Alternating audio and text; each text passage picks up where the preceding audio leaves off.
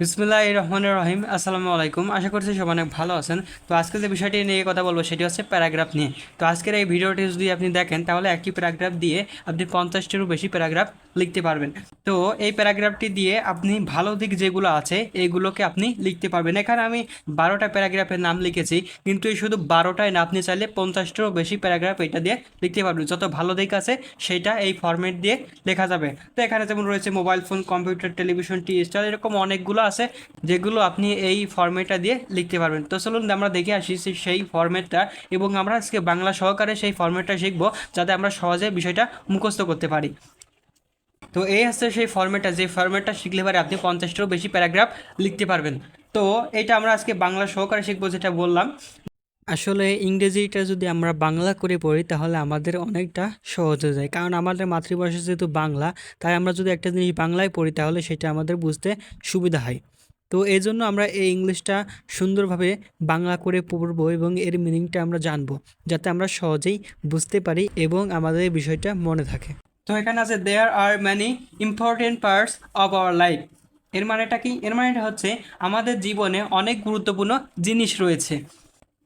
Computer is one of them. তো computer তার মধ্যে একটি অন্যতম বিষয়। তো এখানে আমি যেমন এখানে কম্পিউটারটা লিখেছি, আমি কম্পিউটার দিয়ে আপনাদেরকে বোঝাচ্ছি। এখানে আপনি যেইটা লিখবেন সেইটা এখানে বসাবেন, কোনো সমস্যা নেই। এখানে আপনি যদি স্মার্টফোন লেখেন তাহলে লিখবেন স্মার্টফোন, এখানে যদি আপনি সায়েন্স লেখেন তাহলে লিখবেন সায়েন্স, তো এখানে যদি লেখেন সোশ্যাল মিডিয়া তাহলে এখানে সোশ্যাল মিডিয়া লিখবেন। মানে যেখানে যেখানে আমি মার্কিং করে রেখেছি সেখানে সেখানে আপনি প্যারাগ্রাফের নামটা দিয়ে দিবেন যেটা আপনি লিখবেন। তো এটা মানে তো আমরা বুঝলাম। এরপরে ইট is A part and parcel of our life. এটি আমাদের জীবনে একটি অবিচ্ছেদ্য অংশ। উই ক্যান নট থিঙ্ক, আমরা চিন্তা করতে পারি না, আওয়ার লাইফ, আমাদের জীবন, উইদাউট ইট, এটি ছাড়া। It has become a common words in our daily life. এটা আমাদের জীবনে একটা সাধারণ শব্দ হয়ে উঠেছে। It is blessing to mankind. এটা মানুষের জন্য আশীর্বাদ স্বরূপ।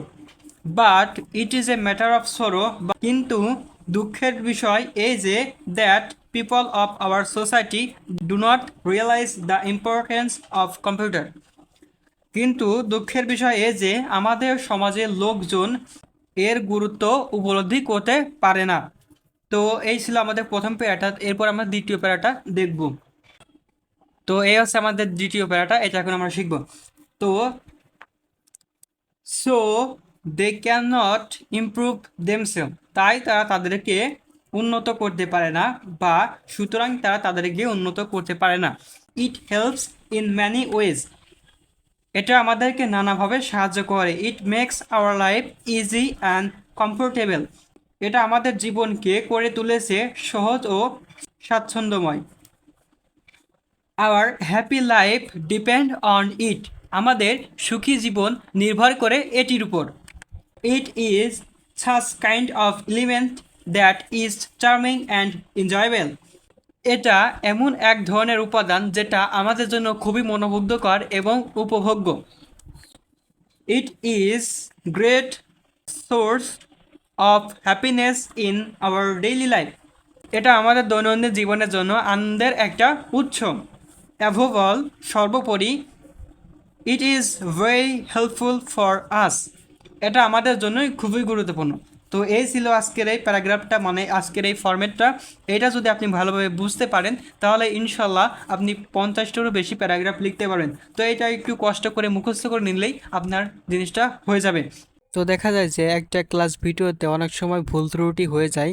তো এই ভুল ত্রুটিগুলো আপনারা ক্ষমার দৃষ্টি দেখবেন, এবং ভিডিওটি আপনাদের কেমন লাগলো তা অবশ্যই কমেন্টে বলবেন, কারণ আপনাদের কমেন্টগুলো আমাকে ভিডিও বানাতে অনুপ্রেরণা যোগায়। তো ধন্যবাদ সবাইকে।